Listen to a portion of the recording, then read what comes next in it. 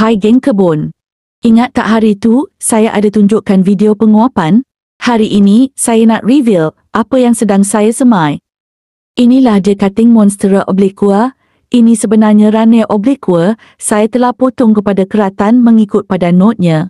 Projek semaian Rana ini bermula awal Mac 2025. Alhamdulillah dah mula nampak tunas-tunasnya.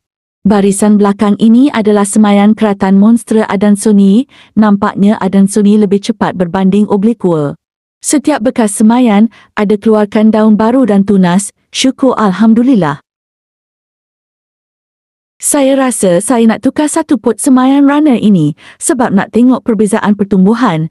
Mungkin cara benamkan keratan obliqua ini kurang sesuai. Saya nak cuba baringkan keratan dalam satu pot. Seminggu lagi, saya akan update semula. Wish me luck ya geng kebun.